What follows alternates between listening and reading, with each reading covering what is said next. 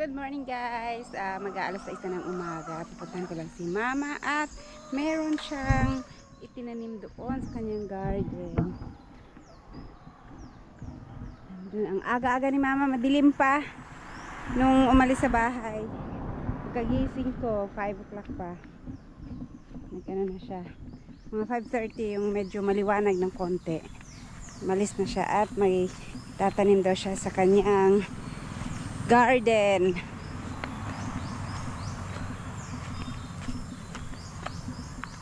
Yan, nandun. Sabi ko nga, itanim na rin yung dala namin. Kaso lang sabi niya, hindi na pwede kasi magdikit. Hindi pala pwedeng magdikit pa. Magkahawaan daw. So yung magkahawaan daw ng kulay, mahawa yung isa. Ewan ko kung alin doon ang mahawa. Kasi ang itinanim niya ay manama? Taghan pa. Ayan, dito lang niya itinanim. Ito ay Pang-similya lang. sweet corn, pang similya lang. Binili niya tong tinanim niya, dalawang lang daw to, dalawang sana, puso. Isang sachet. Sa isang sachet, konting-konti Pero lang. apat lang ang nabuhi. Tapos dalawa lang puso ang nagtira. Yeah, at least ito, madami-daming puno na to. Ito ang dalawang puso ng Dalawa lang to na dalawang pirasong mais. Tapos, Ayan. sa isang sachet na binili niya, ang mahal kasi ng sweet corn. Nung nagtanong ako is 3,000 ang isang kilo. Yaya, bita to ma? Dito? Parang may tao ako nakita. Hello! Tuwagin eh. Yung alagbati, tanawin mo yung bati. May abono. Dalawang lagyan ko ng fertilizer. Ganito si Mama magtanim. Maaga para hindi pa mainit. Sa oras eh? Alas 6 na. Dito, ulingan to eh. Dito nag-uuling sila ka-shortage noon. Ay, nawala na yung butas. Sinukay nila to eh, malalim. Kasi kahoy yung inuuling nila. Ang laki ng butas dito, hukay. Tapos lalagay nila yung mga kahoy sa ilalim. Tapos tatakpan ng lalapit ako kay Nanay Seward. Baka matakot sa akin. Humay na ganyan. Ya! Tamni na gumay na imo sayo po na kay kadiha.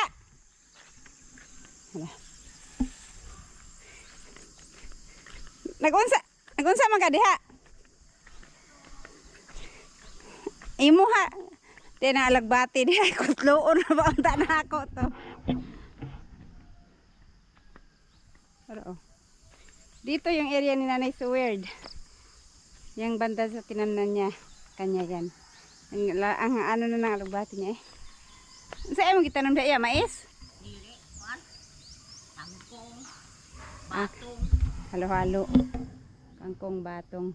Keep distance muna kami, keep distance. Kastilan. Ano mo? Kita ba? Mais.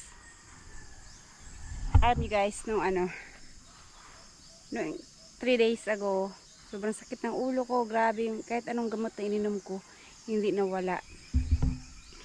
Masakit talaga, hindi siya nawawala kahit na sunod-sunod ko nang ininom yung gamot para mawala yung sakit. Sakit pa rin talaga ng ulo ko. Tapos, kahapon, ng umaga, may mga dot-dot dito sa dibdib ko, pula. Kala ko kagat ng lamok. Tapos, kagabi nung maligo ako, hala, ang daming tumubo sa likod ko. Tapos nadagdagan, pati na tumukha ko. Dito. Ano daw to? Parang hangga, chicken pox. Magpapacheck up ako mamaya kung baka mayroong pwedeng inuming gamot na hindi siya dumami. Kasi ang pangit pag matanda na daw, hindi na daw masyadong nag-heal yung scar niya, kitang-kita na daw. Ano pa dito? Tenga. Kaya siguro sobrang sakit ng ulo ko. 2 days talaga hindi nawala. Ya. Gihangga man ko? Gihangga ko. Lagi na nga nanurok na ko din sa likod na tubig-tubig. Yatik. Ambot na. Ako nawang nanaganin ng gawas. Akong mga dughan sa akong likod. Nagtubig-tubig siya na. Mainom man ano nga dili man gawas tanan.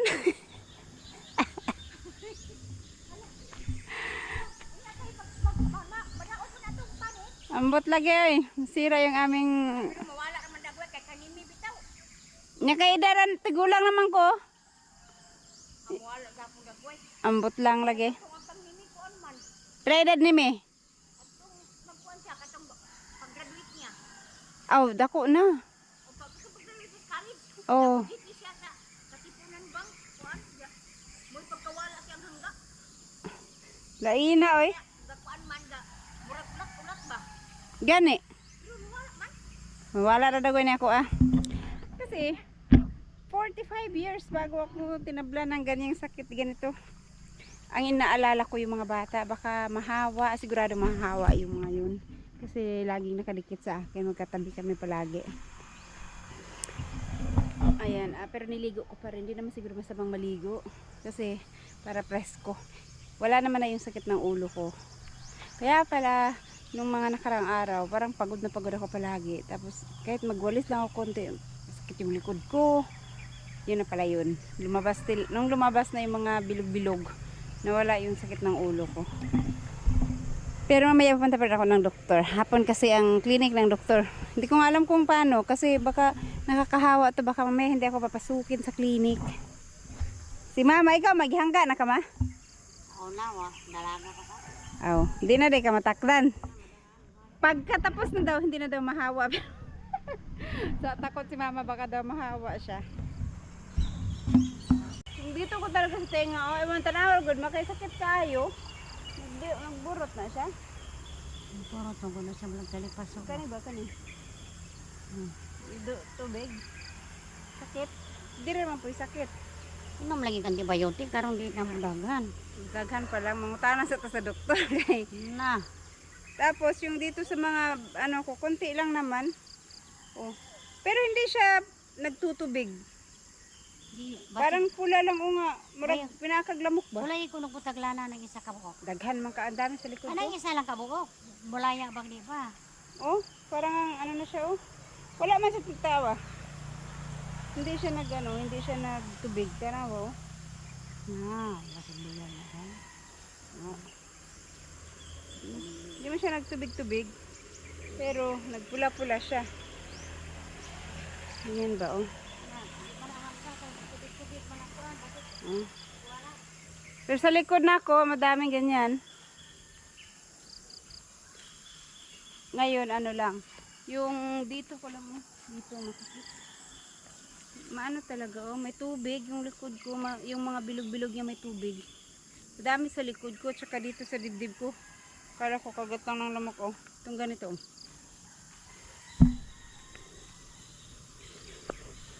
Ganyan siya. Hindi naman nagtubig. Kaya magpapacheck up muna ako kasi yung iba hindi naman nagtubig. Hindi ko alam kung, pero parang ano na eh. Parang pa-dry na siya eh. Parang paitim na yung iba pero hindi nagtubig. Itong sa likod ko lang ang maraming parang bilog-bilog na may tubig. Tsaka yung mga dito, baka kaumpisa lang nito. Kaya hindi siya nagtubig. Parang kagat ng lamok na pula-pula lang. Pero meron rin dito, tsaka dito. Hindi na ubuso ni mama? Ayan.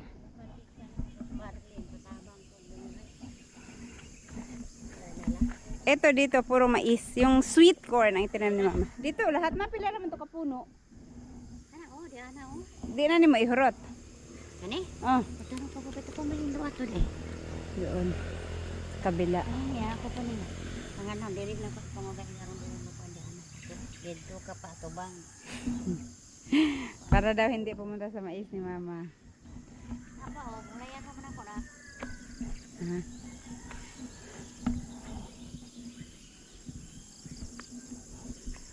Madami pala. Ano tong mga dala mo, ma? Mayroon dito talpang bata.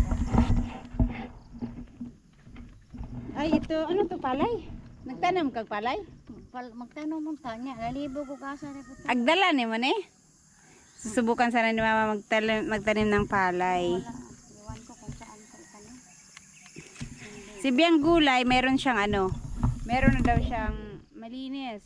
Pero, nantay niya yung ulan. Pero ngayon, kagabi, ang lakas ng ulan kagabi. Kusog sa wala gabi dito. Kusog. Hoy. Mga nakaraang araw, umulan, tapos uminit na naman ang gusto, tapos umulan na naman. Pwede na magtanim ng konti. Kasi nag-uulan na rito sa amin.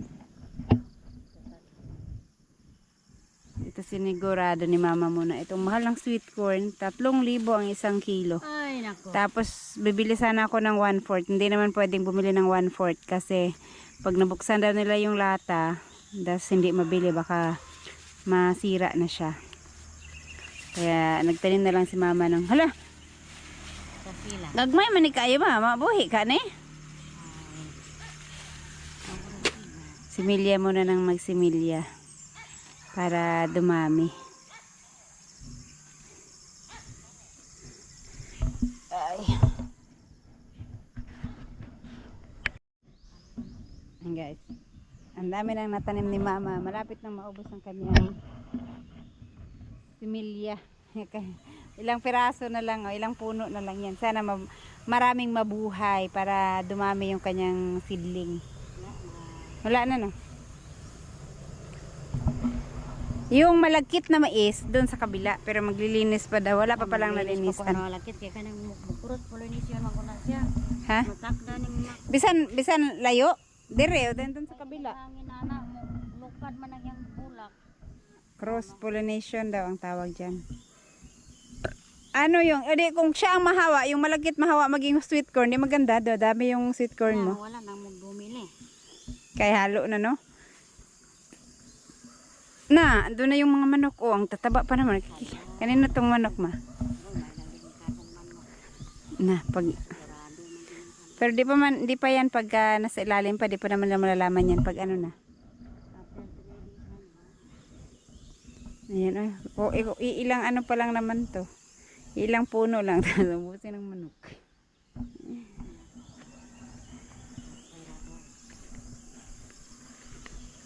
Sakit yung balakang ko. Akala ko UTI. Sabi ko na UTI ata ako. Sakit yung balakang ko. Iba pala. Ito muna ako guys kasi maghahanda ako ng breakfast sa mga bata. Ang saging day ma oh. Ano ba? Wala pa ni? Dam ko sana tanawa diha di bagibon salo. Ah. Dapat putulin na to. Di pa man oy linghod pa kaayo. Sayang pod. Ay. Text sana na ako.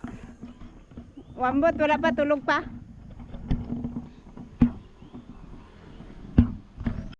Ayo, palit ko. Iniwan ko sa tindahan. Natulog ulit.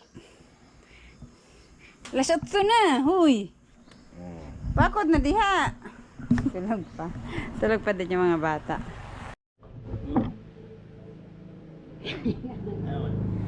Nay contagious. Tanawa be. Tanawa daw ang akong likod kung unsay mo ikasultian eh. Talipaso dyan eh. Talipaso hangga. Mora na sila no? Na kayo na ni wala pa ha?